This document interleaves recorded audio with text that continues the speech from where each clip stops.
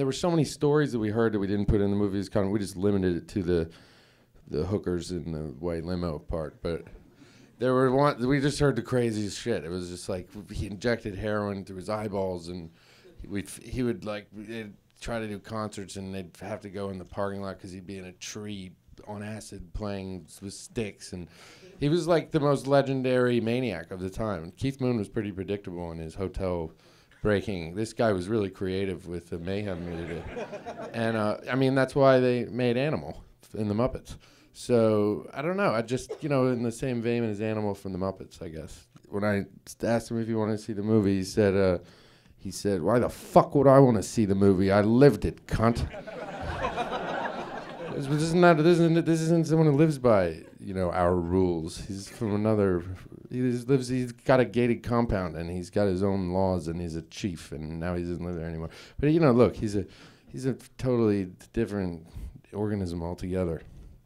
I just called him up, and I kept calling until he started talking, because at first he was telling me to fuck off. The Africa thing was what really was my favorite part of his life, and what I felt was the most interesting chapter in his life, and which was the most obscure chapter in his life, but it was so monumental. I mean, he was like, the stuff we cut out from that part of his chapter was like, we could have made a whole movie just on Ginger Baker in Africa, and there is one, that I'd seen. It's a very obscure kind of movie by our executive producer, Tony Palmer. But look, fellow Cootie married 28 women at once, and Ginger Baker was his best man.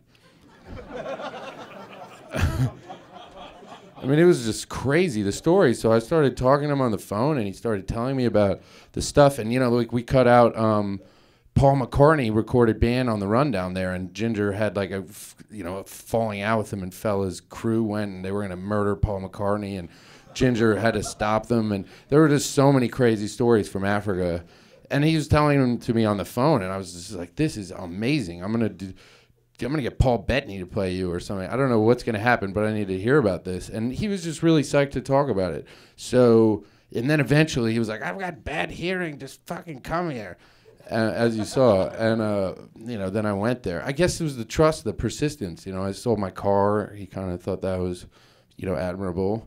And, he just thought I was crazy too. So, he thought I guess the thing was, people had written him off as being so scary that no one wanted to go there and maybe do what I did. So the fact that I was, pugnacious enough to continue, pushing him into letting me do the thing, eventually, I guess I gained his trust.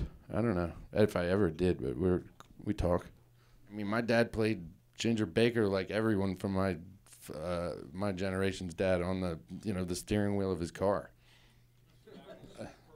Yeah. And, he'd be drunk as hell downstairs, and we'd be like, God, if only he could turn the Ginger Baker down, I have to go to school in the morning. So yeah, I grew up, I moved my dad's record collections to my bedroom at a young age, and I just think they're the best ever. I think, there's Coltrane's Quintet, and then there's Cream. I don't think any other rock bands from that day touched, even come close to touching their excellence. Jimi Hendrix is obviously amazing, but the two other guys in the band were not nearly as close to as talented as, the Cream, I don't think, power trio was.